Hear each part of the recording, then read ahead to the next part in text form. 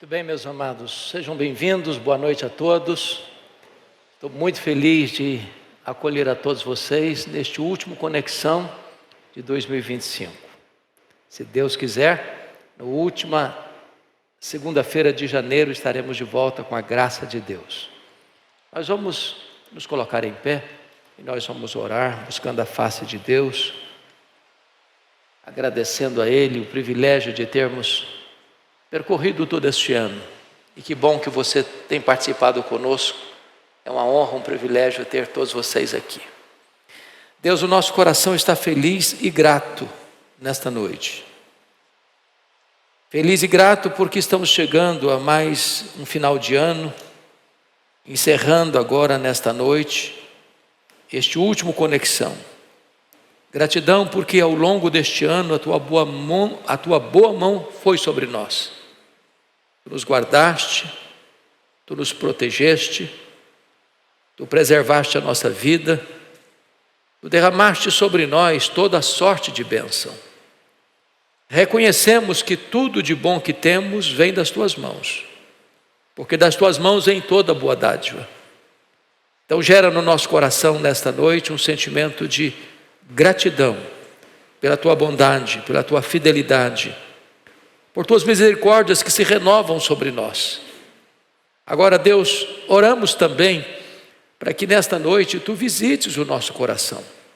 Tu bem sabes como cada pessoa entrou aqui, as que hão de chegar ainda, as que estão conosco virtualmente, e tu és poderoso para sondar o nosso coração, tu és poderoso para acalmar a nossa alma, tu és poderoso para trazer resposta aos anseios do coração, tu és poderoso para abrir portas, tu és poderoso para fazer o impossível dos homens, e nós estamos aqui expostos à manifestação da tua graça, desejosos de recebermos o poderoso e maravilhoso movimento do Espírito Santo em nosso coração.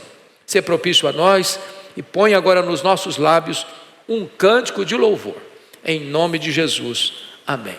Permaneçamos em pé e vamos entoar ao Senhor 3 cânticos espirituais. Amém, boa noite, irmãos, graça e paz da parte do nosso Deus e do nosso Senhor Jesus Cristo, amém? Vamos então erguer as nossas vozes para adorar o Senhor.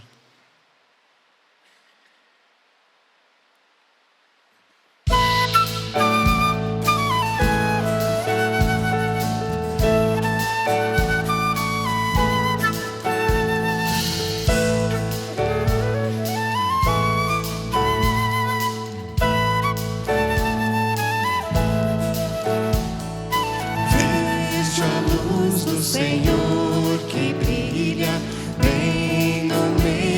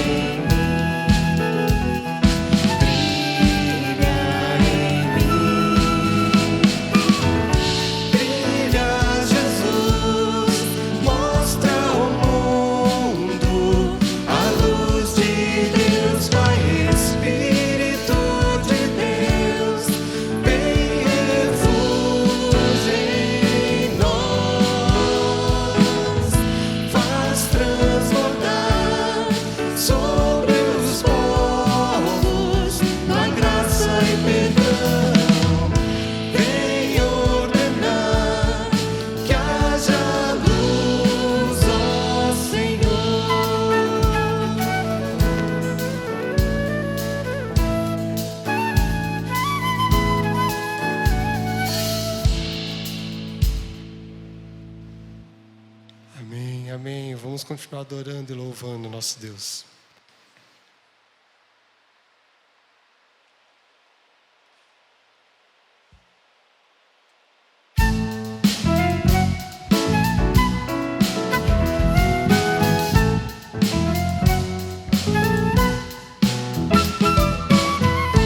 Nas estrelas vejo a sua mão, e no vento ouço a sua voz. Deus domina sobre terra e mar, o que Ele é pra mim. Eu sei o sentido do Natal, pois na história tem o seu lugar. Cristo veio para nos salvar, o que Ele é pra mim.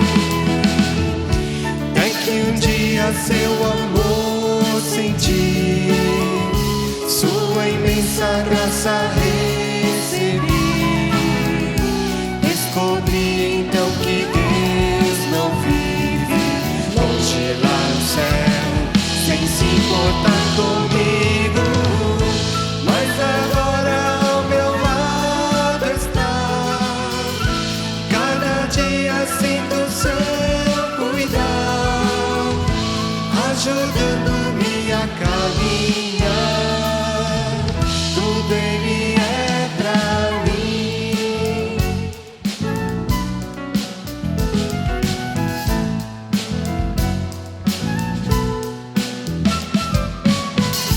Das estrelas vejo a sua mão, e no vento ouço a sua voz. Deus domina sobre terra e mar, o que Ele é pra mim. Eu sei o sentido do Natal, pois da história tem o seu lugar. Cristo veio para nos salvar, o que Ele é pra mim. É que um dia seu amor senti, sua imensa graça recebi. Descobri então que Deus não vive longe lá no céu, sem se importar comigo, mas agora ao meu lado está. Cada dia sinto seu cuidar, ajudando-me a caminhar. Tudo Ele é pra mim, mas agora ao meu lado está. Cada dia sinto seu cuidar, ajudando-me a caminhar. Tudo Ele é pra mim. Tudo Ele é pra mim. Tudo é Jesus pra mim. Amém. O Senhor nosso Deus é tudo para nós, amém? Vamos continuar adorando e louvando, engrandecendo o nosso Deus. Que o nosso louvor possa subir como aroma agradável ao altar do Senhor, amém?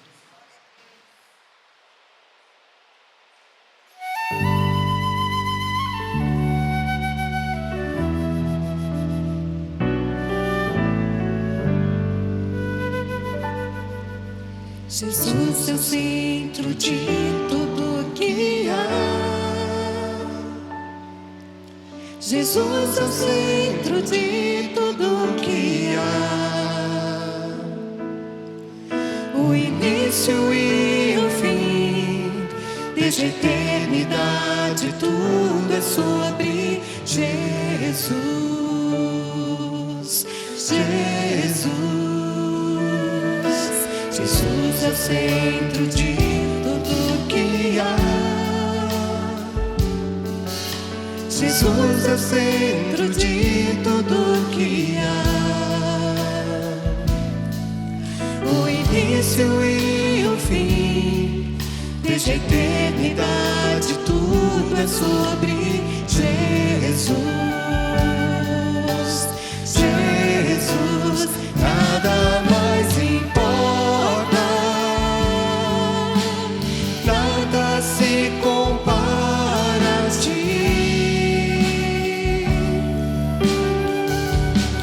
Jesus, tu és o centro e tudo aponta para ti.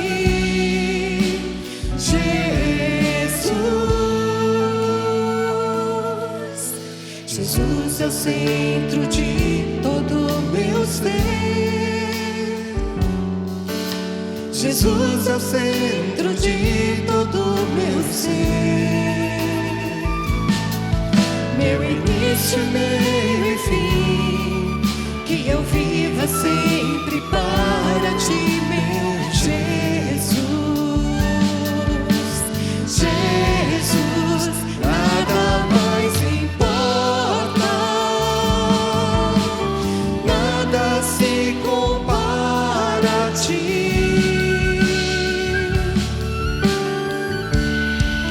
Jesus, tu és o centro e tudo aponta para ti. Jesus, nada mais importa, nada se compara a ti.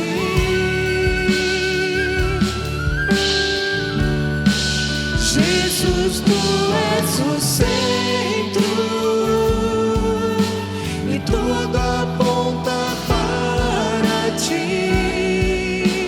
Jesus, que em meu coração Cristo seja o centro e todo o meu ser mostre quem tu és. Que em meu coração Cristo seja o centro e todo o meu ser mostre quem tu és. Que em meu coração Cristo seja o centro e todo o meu ser mostre quem tu és. Que em meu coração Cristo seja o centro e todo o meu ser mostre quem tu és. Jesus é o centro disso, a igreja. Jesus é o centro disso, a igreja. Um dia ele virá, como igreja eu vou me reencontrar com Jesus. Jesus, Jesus, Jesus,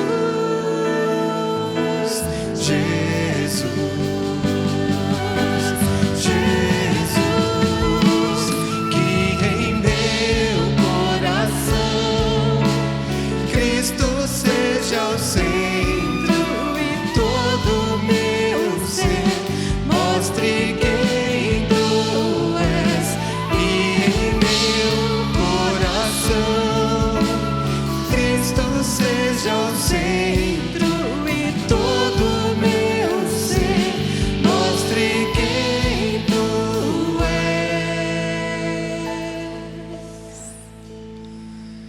Amém. Todo louvor, toda honra ao nosso Deus. Os irmãos podem se assentar. Abra sua Bíblia comigo, por gentileza. Abra sua Bíblia comigo, por gentileza, no profeta Isaías, capítulo 61. E nós vamos ler versos 1, 2 e 3.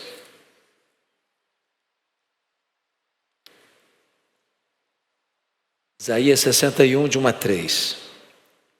Está escrito: o Espírito do Senhor Deus está sobre mim, porque o Senhor me ungiu para pregar boas novas aos quebrantados, enviou-me a curar os quebrantados de coração, a proclamar libertação aos cativos e a pôr em liberdade os algemados, a apregoar o ano aceitável do Senhor e o dia da vingança do nosso Deus, a consolar todos os que choram e a pôr sobre os que em Sião estão de luto uma coroa em vez de cinzas, óleo de alegria em vez de pranto, veste de louvor em vez de espírito angustiado, a fim de que se chamem carvalhos de justiça, plantados pelo Senhor para a sua glória.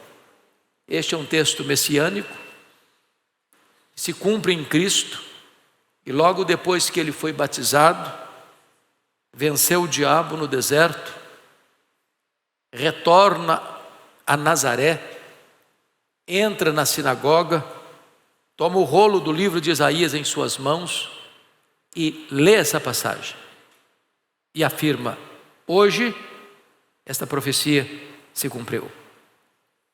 Este mesmo Jesus que esteve lá em Nazaré está aqui hoje, nesta noite. Ele tem o mesmo poder.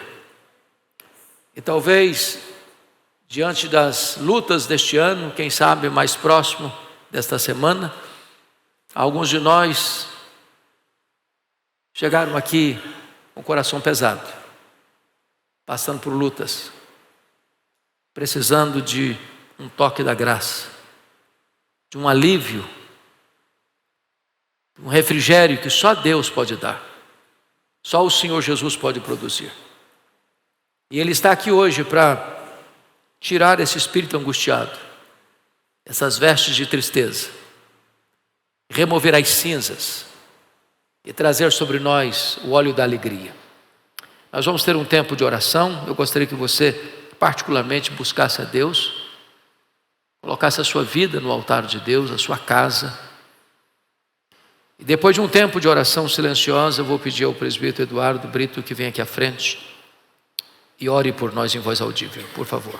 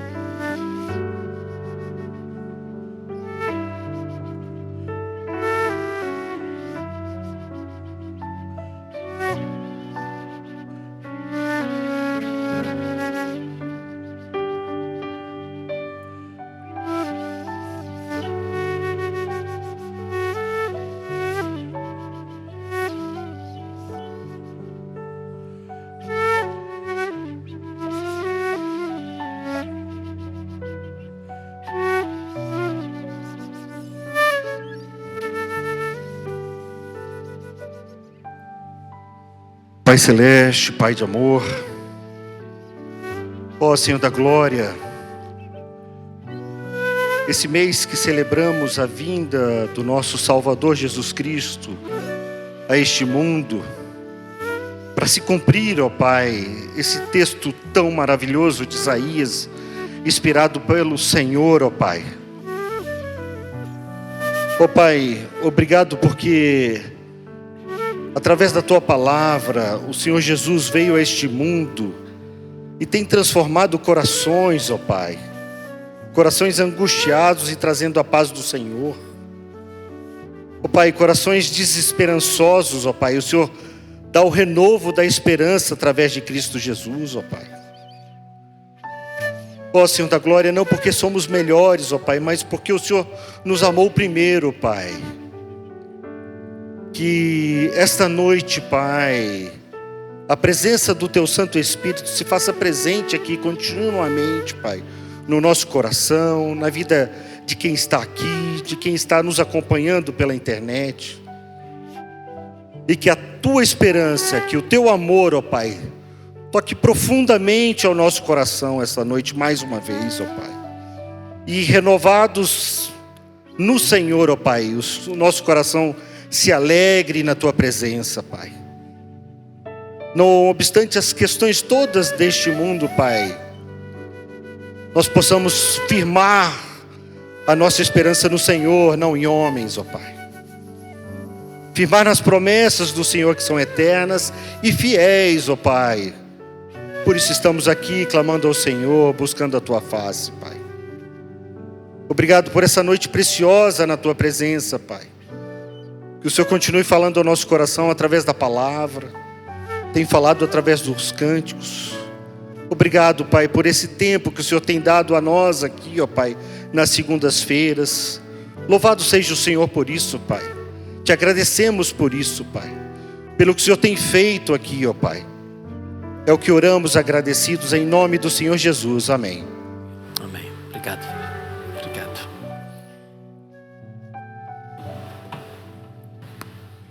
Meus amados, nós vamos agora nos colocar em pé. Nós vamos cantar mais um cântico. E vamos ter também a oportunidade de ofertar ao Senhor.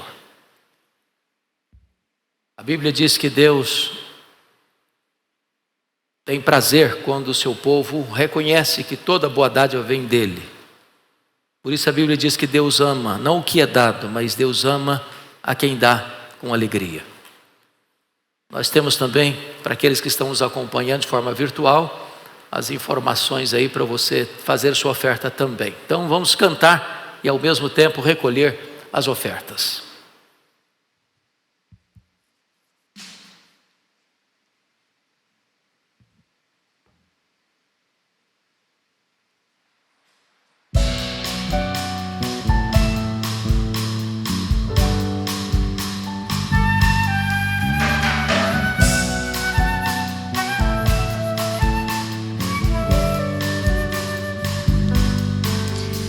Seu nome é maravilhoso, conselheiro, príncipe da paz. Deus forte, Pai da eternidade, a estrela da manhã. Ele é o Santo de Israel, todo poderoso Deus. Seu reinado não tem fim, santo é seu nome.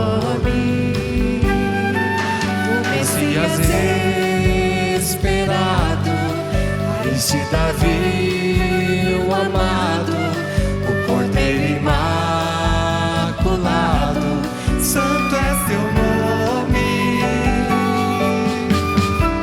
Todo louvor, honra e poder, glória e majestade, soberano Rei dos Reis. Todo louvor, honra e poder, glória e majestade, soberano Rei dos Reis. Seu nome é maravilhoso, conselheiro, príncipe da paz. Deus forte, Pai da eternidade, a estrela da manhã. Ele é o Santo de Israel, todo poderoso Deus. Seu reinado não tem fim, santo é seu nome. O Messias esperado, raiz de Davi, o amado, o Cordeiro imaculado, santo é seu nome. Todo louvor, honra e poder,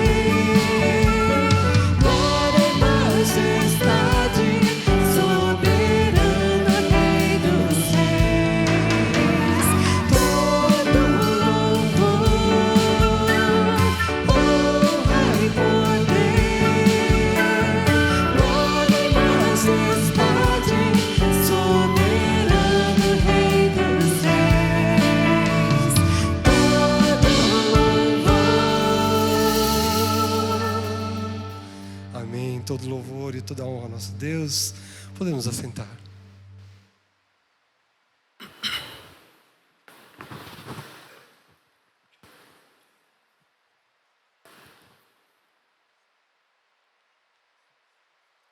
Meus amados, vamos então abrir a palavra de Deus no Evangelho de Cristo, conforme o relato de Mateus, capítulo 2.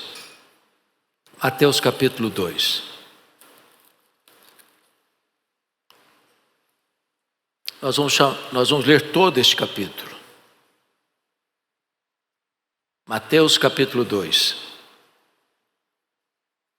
Está escrito: tendo Jesus nascido em Belém da Judéia, em dias do rei Herodes, eis que vieram os magos do Oriente a Jerusalém e perguntaram: onde está o recém-nascido rei dos judeus? Porque vimos sua estrela no Oriente e viemos para adorá-lo. Tendo ouvido isso, alarmou-se o rei Herodes e com ele toda Jerusalém. Então, convocando todos os principais sacerdotes e escribas do povo, indagava deles onde o Cristo deveria nascer. Em Belém da Judéia, responderam eles, porque assim está escrito por intermédio do profeta: e tu, Belém, terra de Judá, não és de modo algum a menor entre as principais de Judá, porque de ti sairá o guia que há de apacentar o meu povo Israel. Com isto, Herodes, tendo chamado secretamente os magos, inquiriu deles com precisão quanto ao tempo em que a estrela aparecera, e enviando-os a Belém, disse-lhes: ide informar-vos cuidadosamente a respeito do menino, e quando o tiverdes encontrado, avisai-me, para eu também ir adorá-lo. Depois de ouvirem o rei, partiram. E eis que a estrela que viram no Oriente os precedia, até que chegando parou sobre onde estava o menino. E vendo eles a estrela, alegraram-se com grande e intenso júbilo. Entrando na casa, viram o menino com Maria, sua mãe. Prostrando-se, o adoraram. E abrindo seus tesouros, entregaram-lhe suas ofertas: ouro, incenso e mirra. Sendo por divina advertência prevenidos em sonho para não voltarem à presença de Herodes, regressaram por outro caminho à sua terra. Tendo eles partido, eis que apareceu um anjo do Senhor a José em sonho e disse: dispõe-te, toma o menino e sua mãe, foge para o Egito e permanece lá até que eu te avise, porque Herodes há de procurar o menino para o matar. Dispondo-se ele, tomou de noite o menino e sua mãe e partiu para o Egito. E lá ficou até a morte de Herodes, para que se cumprisse o que fora dito pelo Senhor por intermédio do profeta: do Egito chamei o meu filho.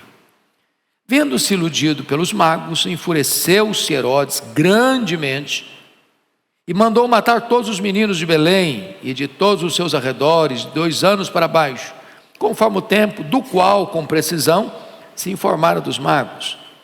Então se cumpriu o que fora dito por intermédio do profeta Jeremias. Ouviu-se um clamor em Ramá, pranto, choro e grande lamento. Era Raquel chorando por seus filhos e inconsolável porque não mais existem. Tendo Herodes morrido, eis que um anjo do Senhor apareceu em sonho a José no Egito e disse-lhe: dispõe-te, toma o menino e sua mãe e vai para a terra de Israel, porque já morreram os que atentavam contra a vida do menino. Dispôs-se ele, tomou o menino e sua mãe e regressou para a terra de Israel. Tendo, porém, ouvido que Arquelau reinava na Judéia, em lugar de seu pai Herodes, temeu ir para lá, e por divina advertência, prevenida em sonho, retirou-se para as regiões da Galiléia, e foi habitar numa cidade chamada Nazaré, para que se cumprisse o que fora dito por intermédio dos profetas: ele será chamado Nazareno. Amém. Meus irmãos, eu gostaria de hoje pensar um pouco com vocês sobre as diversas reações ao nascimento de Jesus. O nascimento de Jesus foi fartamente documentado, porque foi prometido mesmo na eternidade, anunciado já no Éden. proclamado pelos patriarcas, descrito pelos profetas. Na verdade, todo o Antigo Testamento foi uma espécie de preparação para o nascimento do Messias, para o nascimento de Jesus.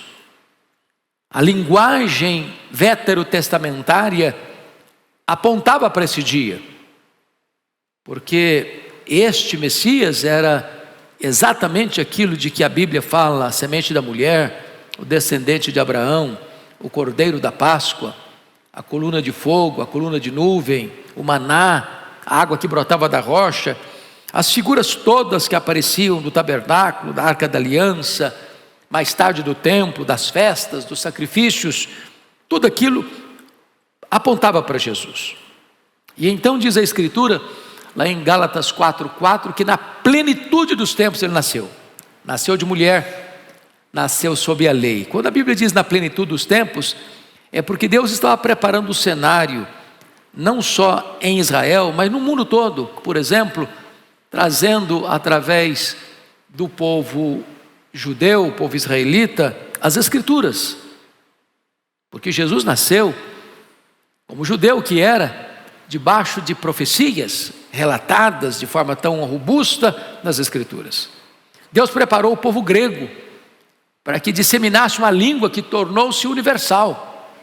Deus preparou o Império Romano, através de leis, através da harmonia de um império, de estradas que foram abertas para chegar às mais longínquas províncias, de tal maneira que quando Jesus nasce, ele nasce na plenitude desse tempo, para que esta mensagem pudesse ter celeridade e alcançar o mundo inteiro.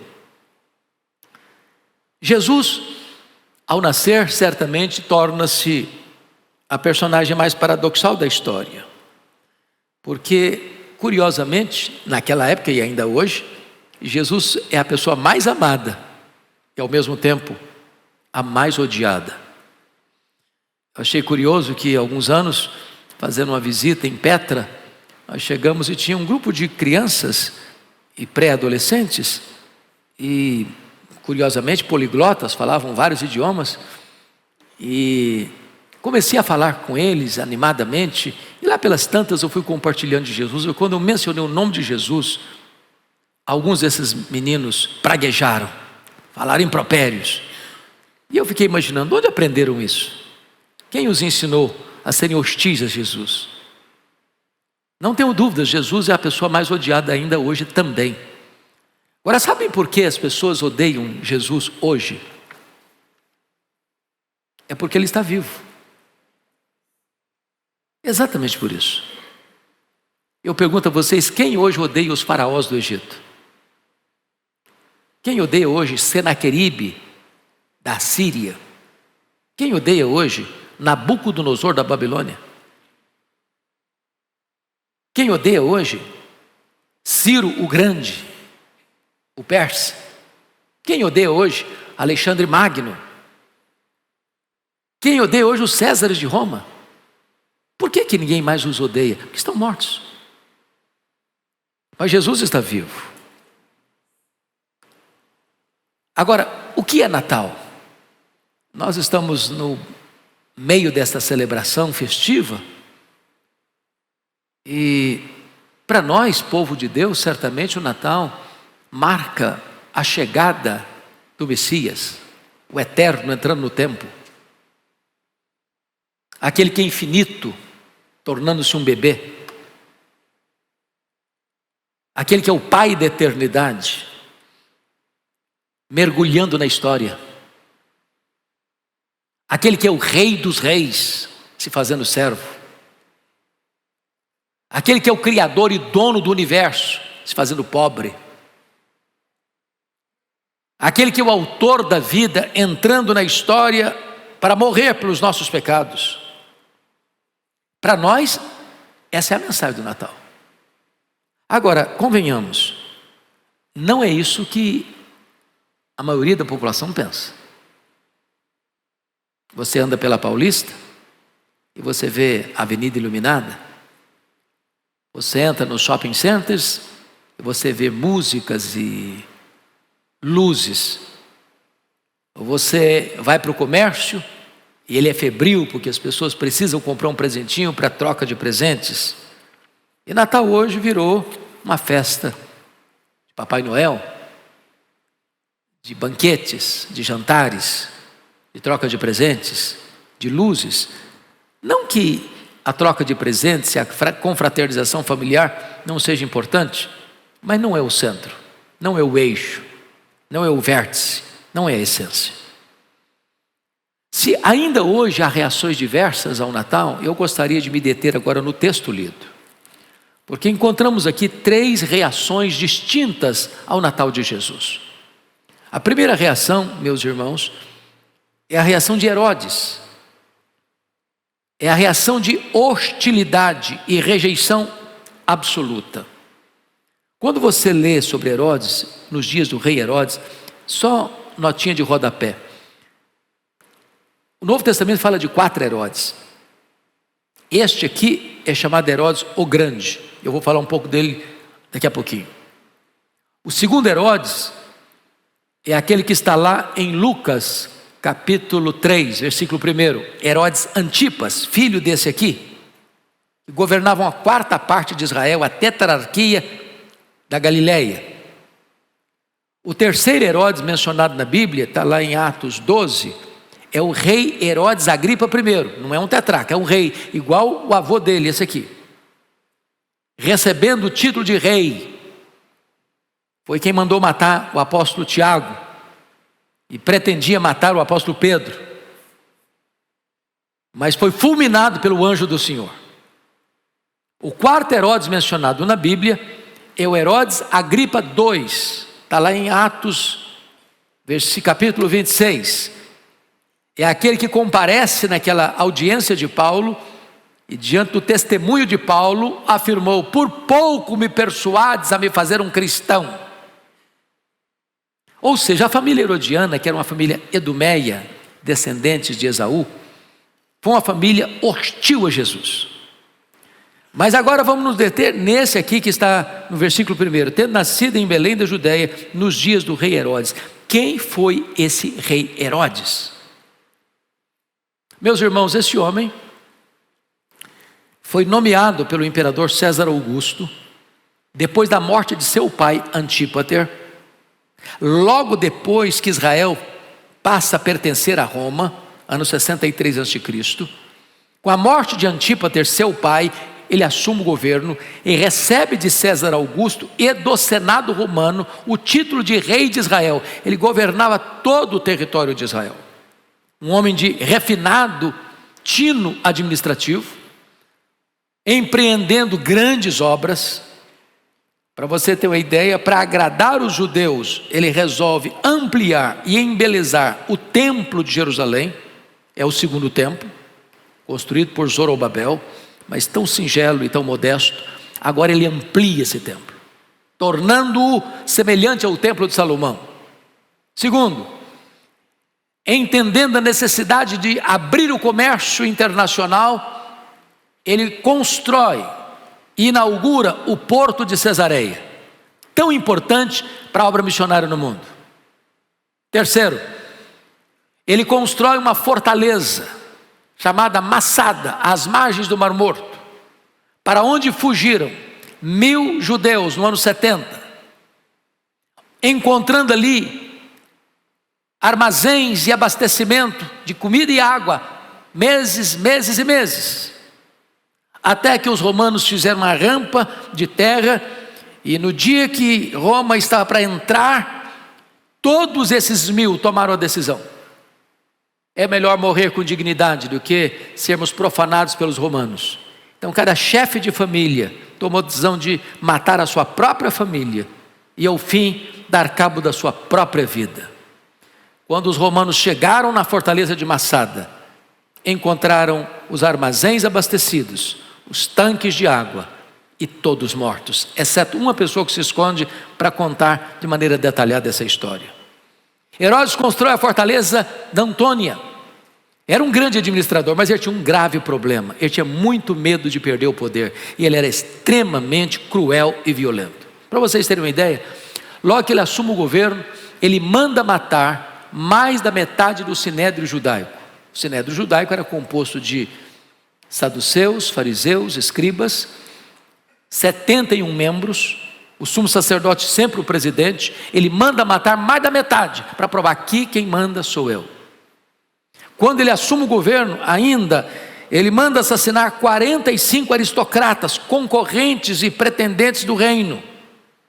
Ele casou-se 9 vezes, e dentre as suas muitas mulheres, a preferida dele era Mariana, da nobreza de Israel. E ele, com ciúmes, porque eram ricos e nobres, dá um jeito de matar um a um dos membros da sua mulher chamada preferida, Mariana. A sua sogra, dona Alexandra, pediu para ele nomear Aristóbulo, seu sobrinho com 17 anos, como sumo sacerdote. E ele o fez, porque o sacerdócio já estava corrompido. Mas o menino parece que foi bem, e ele com ciúmes mandou matá-lo.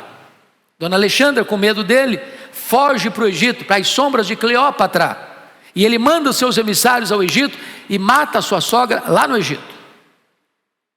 Para tentar compensar isso, ele manda 2 de seus filhos, Aristóbulo e Alexandre, para Roma para estudarem. Então a sua irmã Salomé disse para ele: quando esses filhos voltarem, estarão mais aptos para governar do que você, Herodes. Ele não titubeou, mandou estrangular seus filhos Aristóbulo e Alexandre. Então, o imperador César Augusto convoca Roma para lhe dar uma descompostura e afirma: é melhor ser filho de um porco do que ser filho de Herodes. Mas antes de ir para Roma, por convocação do imperador, com medo de que Mariana conspirasse contra ele, visto que a família dela estava sendo assassinada, mata a sua mulher preferida antes de viajar. Quando ele retorna de Roma e está doente para morrer na estância de Jericó, com medo de que seu filho mais velho pudesse tomar o seu trono antecipadamente, ele manda matar o seu filho mais velho. E então, na semana da sua morte, ele chama a Salomé e diz: Salomé, eu quero que haja lágrimas e sangue no meu funeral. No dia que eu morrer, você vai mandar matar pelo menos uma pessoa de cada família nobre de Israel. Este é o Herodes aqui. Agora vejam vocês que algumas coisas para mim são espantosas e sem esse pano de fundo impossível de compreender. Olhe comigo o versículo 3. Tendo ouvido isso o quê? A pergunta dos magos: onde está o recém-nascido rei dos judeus? Porque vimos a sua estrela no oriente e viemos para adorá-lo. Tendo ouvido isso, alarmou-se o Herodes e com ele toda Jerusalém. É incompreensível isso. Como é que um rei fica alarmado com uma pergunta? Que nasceu um menino para ser rei dos judeus. Pior, como é que uma cidade toda fica em pânico? É porque, na verdade, Jerusalém sabia do que esse homem era capaz, das atrocidades, da carnificina, das chacinas que ele estava promovendo em Israel, com medo de perder o poder. Agora, veja comigo quais foram as atitudes de Herodes em relação a Jesus. Primeiro, o pânico, versículo 3. Ele fica em pânico ao saber que tinha nascido um menino para ser rei. Segundo, a curiosidade dele, versículos 4 a 6. Então, preste atenção aqui no registro. Então, convocando todos os principais sacerdotes e escribas do povo. Preste atenção aqui. Ele convoca quantos? Todos. Ninguém pode faltar. Ele precisa de toda a informação. E o que ele quer saber? Ele quer saber e indagava deles onde o Cristo deveria nascer. E ele quer saber detalhes. Não é porque ele está interessado em história, não. Ele está interessado em eliminar esse concorrente do trono dele. A resposta vem imediata. Versículo 5, em Belém da Judéia responderam eles, porque assim está escrito por intermédio do profeta, e cita a profecia de Isaías. Então, a curiosidade dele é atendida. Ele fica sabendo que o tal do menino que nasceu para ser rei dos judeus, nasceria onde? Belém da Judéia. Sabe que distância fica Belém da Judéia de Jerusalém? 10 quilômetros. Ali do lado. Aí vem o terceiro ponto, a sagacidade dele. Olha o versículo 7 comigo. Com isso Herodes, tendo chamado secretamente os magos. Veja você a sagacidade. Eu podia chamar publicamente. Eram visitantes ilustres que chegavam na cidade, mas chama secretamente. Agora notem, inquiriu deles com precisão. Anote a palavra precisão. Ele quer detalhes precisos, informações claras. E o que ele quer saber com precisão? Quanto ao tempo em que a estrela aparecera. Porque o menino nasceu exatamente no momento em que os magos viram a estrela lá no Oriente. Eu estou falando, irmãos, de mais de 1000 quilômetros. Os magos viram a estrela lá no Oriente. Empreendem uma viagem longa até chegar em Jerusalém. E ele quer saber desses magos exatamente o momento que a estrela apareceu. É a sagacidade dele. Mas aí vem a estratégia sutil dele no versículo 8, olha comigo. E enviando-os a Belém, disse-lhes: ide informar-vos cuidadosamente. Eu chamo a atenção dos irmãos para os adjetivos. Vocês vão lá em Belém, me informem tudo direitinho, cuidadosamente a respeito do menino. Ele está fazendo um diagnóstico, ele está apanhando informações. Ele precisa tomar uma decisão. Ele quer eliminar essa pessoa e ele quer ter informações muito detalhadas. E pior, a dissimulação dele. Olha o versículo 8, a parte B. Isso é incrível. E quando tiverdes encontrado, avisai-me, para eu também ir adorá-lo. As palavras estão muito longe do coração. O homem é muito perigoso quando ele fala uma coisa e sente outra. Quando ele bajula com palavras, mas maquina o mal no coração. Quando ele se apresenta como um suposto adorador, mas ele é um assassino. E diante dessa dissimulação, vem a crueldade dele no versículo 13. Olha comigo. Tendo eles partido, eis que apareceu um anjo do Senhor a José em sonho e disse: dispõe-te, toma o menino e sua mãe, foge para o Egito, permanece lá até que eu te avise, porque Herodes há de procurar o menino para o matar. Quem está dizendo isso? É um anjo do Senhor. O que acontece na terra é manchete no céu. O plano de matar é secreto, mas a informação chega publicamente no céu. Agora, outra notinha de rodapé, irmãos. O José podia ter a seguinte reação: bom, não vou dar atenção a esse anjo não, sabe por quê? Se esse menino é filho de Deus, quem é Herodes? O que é isso? Tadinho do Herodes. Vai encarar? Ele vai encarar? Vou ficar aqui mesmo. Preste atenção nisso. Fé e prudência não são coisas irreconciliáveis. Deus podia fulminar o Herodes? Podia. Deus podia dar um sinal tão forte que Herodes recuasse e o menino ficaria em Belém mesmo? Deus envia um anjo e fala: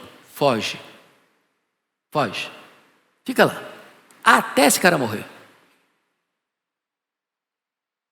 E aí vem, penúltimo lugar, a fúria do rei, versículo 16. Olha aí, vendo-se iludido pelos magos, enfureceu-se Herodes grandemente. Eu só chamo a atenção dos irmãos para os adjetivos. Grandemente, porque furioso ele já era por natureza. Mas agora ele está grandemente enfurecido. E mandou matar todos os meninos de Belém, e de todos os seus arredores de 2 anos para baixo, conforme o tempo do qual, com precisão, informaram dos magos. Ou seja, ele não se importa com crianças. Ele não se importa com famílias. Ele não tem qualquer compaixão. Com o propósito de eliminar um único bebê, ele manda matar todos os bebês da cidade e da região. Agora, a boa notícia, irmãos, a boa notícia é que os homens maus, perversos, cruéis e poderosos deste mundo também morrem. Olha o verso 19 comigo. Tendo Herodes morrido. Morrem. Ninguém permanece vociferando, cometendo atrocidades, injustiças, violência, para sempre não. Um dia Deus acerta a conta com o cara. Um dia Deus chama o cara para o tribunal. Um dia Deus expõe esse cidadão à sua realidade de mortal. E ele morreu. Ele morreu. Vocês acham que hoje tem gente hostil a Jesus? Se vocês entrarem nas melhores e maiores universidades do Brasil, vocês acham que vocês encontrarão hostilidade a Jesus lá?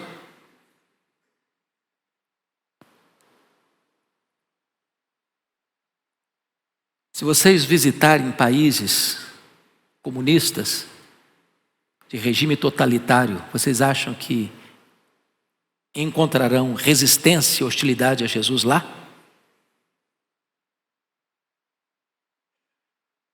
Alguns lugares hoje, só o fato de você ter uma Bíblia leva você a uma prisão perpétua, a uma morte sumária. Não tenham dúvida, irmãos, o mundo vive hoje a mais severa cristofobia da história. No século passado, mais cristãos foram mortos pela sua fé do que em todo o restante da história. Isso é um fato. Então nós não estamos olhando apenas pelas lentes do retrovisor, nós estamos olhando lá e vendo o mesmo reflexo aqui e agora. Há um programinha aí que as pessoas fazem de internet, saindo com o microfone pelas ruas de São Paulo, é as ruas do mundo aí. Você acredita em Jesus? Você acredita em Jesus? Você acredita em Jesus? E você vê muita gente, não só não acreditando em Jesus, mas sendo hostil. Hostil. São os Herodes contemporâneos. Bom, vamos ver uma segunda reação ao Natal. O primeiro é de total hostilidade. O segundo é de total indiferença. Veja comigo, por favor, o texto bíblico, versículos 4. Então, convocando todos os principais sacerdotes e escribas. Então vamos lá. Quem são os principais sacerdotes? Os principais sacerdotes são egressos dos saduceus. Os escribas do povo são oriundos dos fariseus. Quem são esses dois grupos? Saduceus e fariseus. Os dois grupos foram grupos de resistência à helenização. Surgiram com movimentos de reforma e reavivamento. Eles surgiram para dizer não à cultura secularizada do helenismo. Porém, os saduceus, que vinham de uma elite de Israel, sucumbiram rapidamente à helenização, ao pensamento grego, à filosofia grega. É por isso que os saduceus não acreditavam em ressurreição, eles não acreditavam em anjos. Eles tornaram-se colaboracionistas de Roma e ganharam como recompensa a mina de ouro da religião judaica, que foi a exploração do templo. Vocês sabem disso. As festas eram feitas no templo, caravanas do mundo inteiro vinham nessas festas, e nenhum adorador estrangeiro que chegava podia comprar uma rola, uma pomba, um cordeiro para o sacrifício com moeda estrangeira. Tinha que fazer a troca da moeda e não podia fazer fora, tinha que fazer lá nas mesas dos cambistas na praça do templo, por valores exorbitantes, para eles embolsarem a grana. Ninguém podia trazer de casa uma pomba, uma rola para oferecer como sacrifício, era o sacrifício dos pobres. Ninguém podia trazer um cordeiro para sacrificar, tinha que comprar lá na praça do templo, nas gaiolas e currais de ovelhas, por preços exorbitantes. transformar a casa de Deus, casa de oração para todos os povos, num covil de salteadores. O que é covil? É o lugar que o ladrão rouba e corre para lá para se esconder. A casa de Deus virou um covil de salteadores. Agora, esse time, de uma coisa eles entendiam. Eles entendiam de Bíblia. Eram bem informados. Diríamos nós, bons teólogos. Quando a pergunta foi feita, onde haverá de nascer o Messias, o rei dos judeus? Eles não titubearam. Ele vai nascer em Belém da Judéia, porque está escrito no profeta Isaías, é lá que vai nascer. O profeta Miqueias também diz que é lá. Então, disso aí nós sabemos. Mas sabe o que é interessante? Se Jesus nasceu em Belém da Judéia e eles estão aqui em Jerusalém, são 10 quilômetros. Eles nunca foram lá. E se você olha o ministério de Jesus, tanto os principais sacerdotes, os saduceus, quanto os escribas do povo, os fariseus, tornaram-se inimigos de Jesus. A indiferença resultou em hostilidade e oposição. Quando eu olho essa questão, antes deles, os belemitas, quando José e Maria chegaram, não tinha lugar para eles na estalagem. Não tem espaço aqui para Jesus. Aqui não cabe Jesus. Foi por isso que Jesus foi nascer num campo de pastores. Sabiam tudo sobre o nascimento de Jesus, mas foram indiferentes. Agora, convenhamos, vocês acham que ainda hoje existe essa reação? Gente que conhece a verdade, conhece a Bíblia, sabe tudo, mas não move uma palha. Gente que conhece a Bíblia, mas não faz nada, diferença nenhuma na vida deles. Agora entendam isso, toda indiferença, mais hoje ou mais amanhã, vai desembocar em hostilidade, em oposição. Então vamos à terceira reação. E a terceira reação é rendição e adoração. São os magos. Então vamos dar uma olhadinha, por favor. Capítulo 2, versículo 1. Tendo Jesus nascido em Belém da Judéia, em dias do rei Herodes, eis que vieram uns magos do Oriente a Jerusalém. Eu gostaria de chamar a atenção dos irmãos para alguns pontos. Primeiro, que a tradição criou alguns aspectos em torno desses magos que não têm base histórica. Primeiro, a Bíblia não diz que são 3. Uns magos. Quantas peças de Natal você já assistiu? Quantos magos você viu nas peças? Sempre 3. Onde está escrito que são 3? Na Bíblia não está.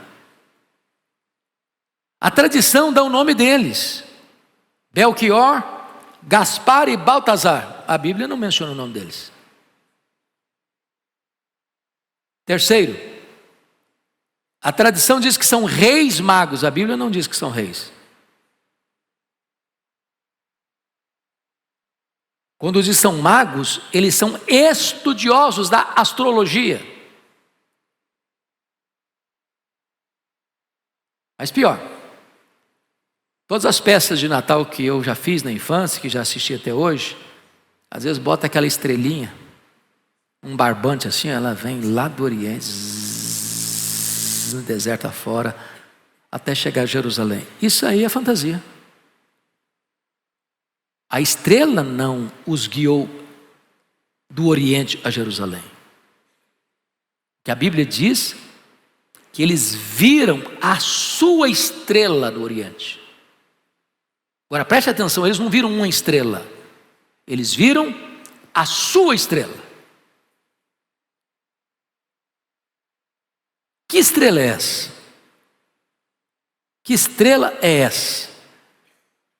Você pode botar na tela para nós, por gentileza, o texto de Números 24, 17, para a igreja ler com a gente? Números 24, 17. Põe aí para nós. Vamos ler? Todos juntos? Vê-lo-ei, mas não agora. Contemplá-lo-ei, mas não de perto. Uma estrela procederá de Jacó. De Israel subirá um cetro, que ferirá as têmporas de Moabe e destruirá todos os filhos de Sete. Essa é a estrela. É a estrela do Messias. Eles viram essa estrela. A outra coisa que é preciso entender é que, via de regra, nas nossas festividades, às vezes nós montamos um presépio, botamos ali os pastores e botamos no mesmo presépio os magos. Não combina. Por que não combina? Porque quando os magos chegarem em Jerusalém, Jesus devia ter por volta de 2 anos. Os magos não foram no local onde Jesus nasceu e onde foi colocado uma manjedoura. Os magos foram numa casa. Maria estava morando numa casa. E o menino devia ter 2 anos. Agora chama a atenção dos irmãos que os magos eram gentios. Os magos vieram de longe, mais de 1000 quilômetros. Os magos não tinham a revelação especial de Deus, as Escrituras, eles tinham apenas um símbolo, uma estrela profética. Os magos não vão a Belém, os magos vão a Jerusalém. A pergunta é por quê? Porque eles viram a estrela, que é uma revelação natural. Mas para conhecer o Messias, você precisa da revelação especial. Você precisa da Escritura. Você precisa da palavra. E a palavra estava em Jerusalém. Muito embora os que detinham conhecimento da palavra não tivessem tanto compromisso com esta palavra, mas a palavra de Deus lá estava. E foi pela palavra. Você recebe a informação de que o menino nasceria em Belém da Judeia. Agora notem, quando eles encontram a palavra, a mesma estrela que eles viram lá no Oriente, antes de partirem, agora essa estrela os guia de Jerusalém até a casa onde estava o menino. Quando eles viram a estrela que tinham visto lá no Oriente, eles se alegraram.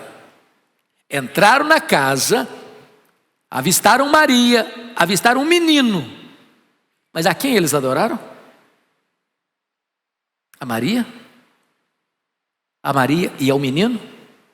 E a resposta é óbvia: adoraram o menino.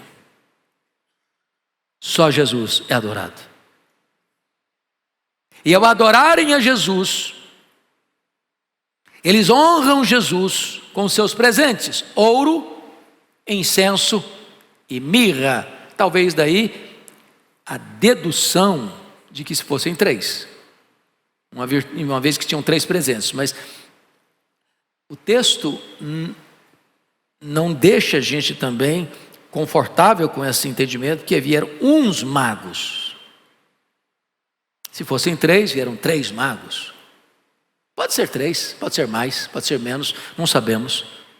Acho que uns não pode ser 2, né? 2 já não fica uns, né? Fica ruim para 2 ser uns. Mas quando eles trazem esses presentes, eles estão dizendo o seguinte: reconhecem o tríplice ofício de Jesus. Ele é rei, entrega um ouro. Ele é sacerdote, entrega um incenso. Ele é profeta, que morre.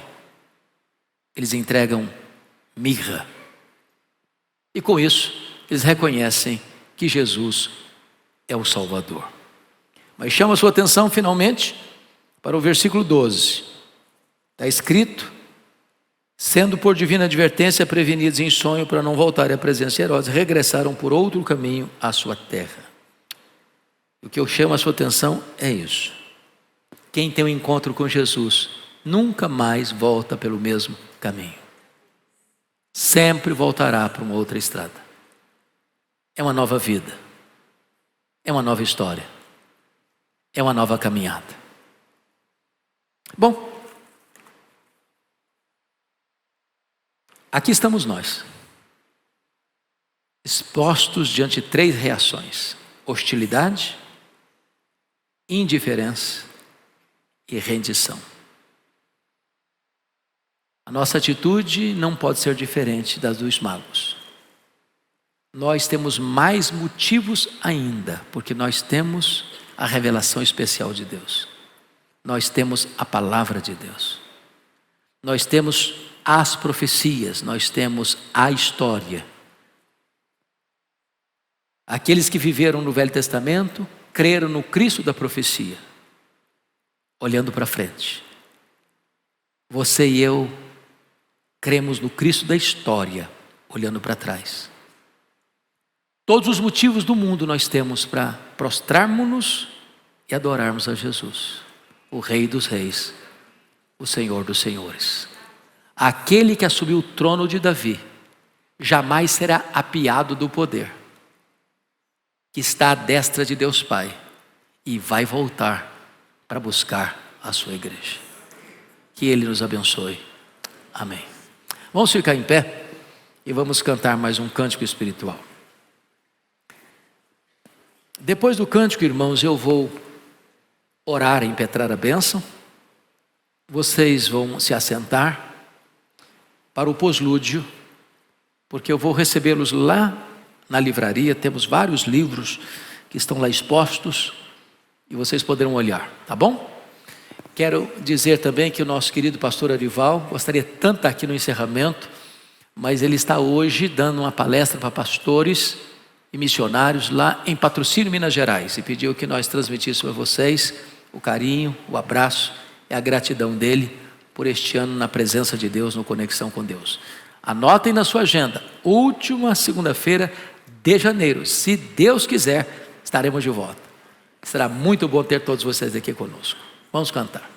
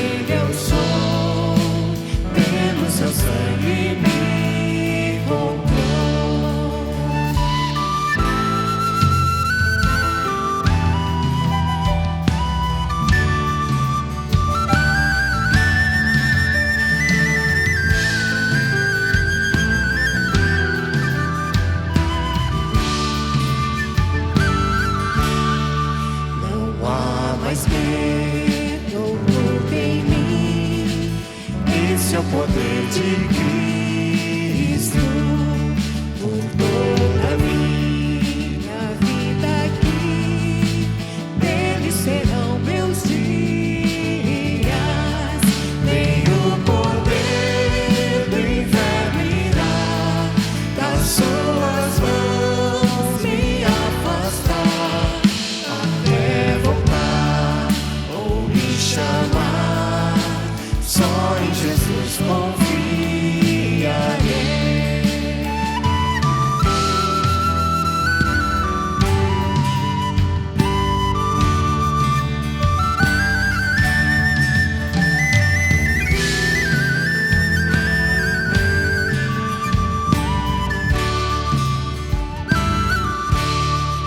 Até voltar ou me chamar, só em Jesus confiarei.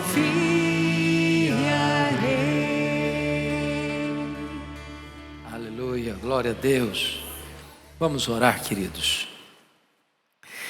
Ó Deus, receba o tributo de gratidão do nosso coração, porque celebramos nesta noite a pessoa mais importante do universo, aquele que é o Criador de todas as coisas visíveis e invisíveis, aquele que sustenta todas as coisas pela palavra do seu poder, aquele que é a exata expressão do teu ser, o resplendor da glória, em quem habitou corporalmente toda a plenitude da divindade.